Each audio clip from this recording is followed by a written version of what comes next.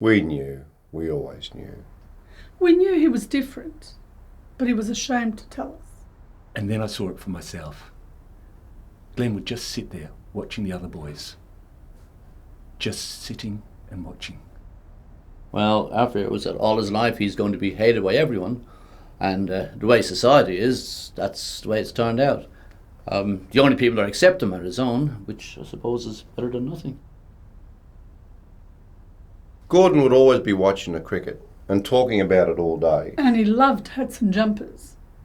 The first real sign we had that Glenn would move into umpiring tennis matches was the fact we could never get him out of his high chair. Or even when he was 11, he would still squeeze in there. Scott was always running backwards as a boy. He was so fast. I thought he'd be something special. Or retarded. I thought he was retarded. The biggest thing was control. He would always want to be in control of every situation, yet never directly involved. Gordon's control issues proved most destructive. He wanted to control things, but he never wanted to actually participate. Gordon Jeffries is a club-level cricket umpire, and although his movement through the ranks of the umpiring fraternity has not been meteoric, he has stood as third umpire in one state match. Is one of the things that makes you a good umpire? Oh, holding things.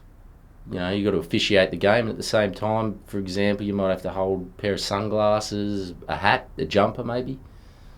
Yeah.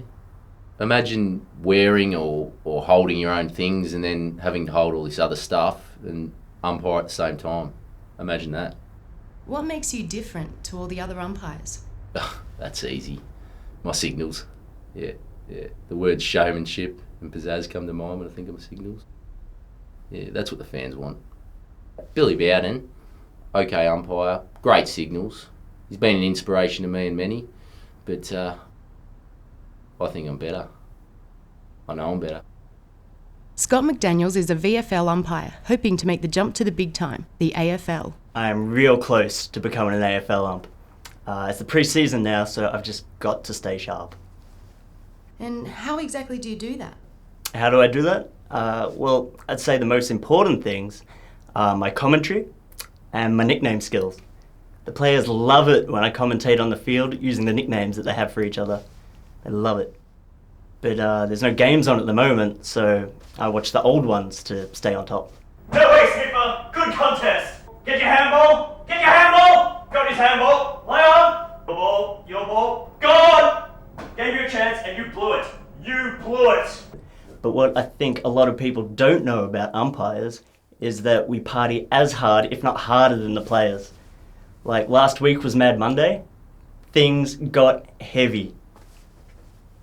Have you ever had a shock rocket? I'm sorry? A shock rocket. It's Red Bull, no-dos, and 2 packets of jelly crystals. Won't show up in my piss, but it still does the job. But if you really want some juicy ups, you've got to speak to the guys out west.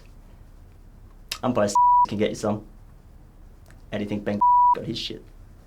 Glenn Sanders is a chair umpire at the local club level. He hopes to one day chair on the international circuit, even if that means having to be a line umpire first. Leaning and stretching is very important, especially for a linesman.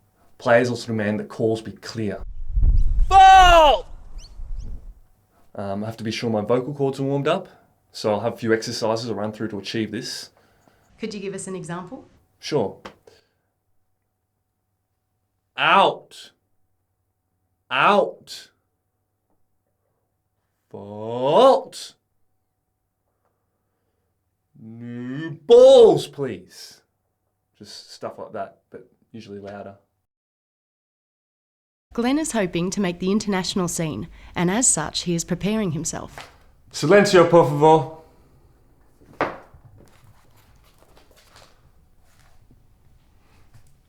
Monsieur, madame, do come, s'il vous plaît.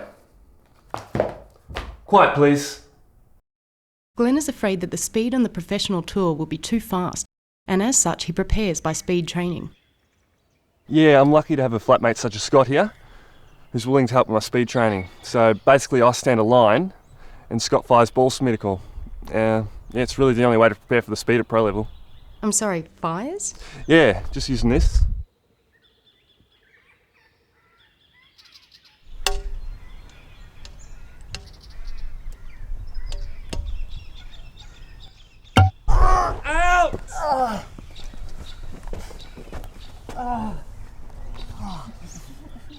Well, it's great living with fellow umpires because they understand what it's like trying to be the best. Yeah.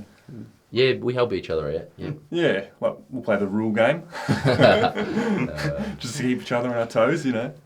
Like I'll say a number and Gordon or Scott will have to tell me what rule it relates to from their sport. Yeah, it gets crazy. Yeah.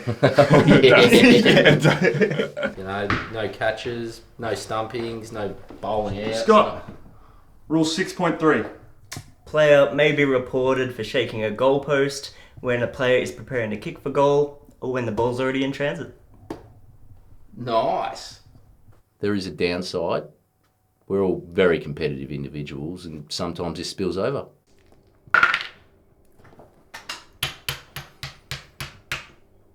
Hang on.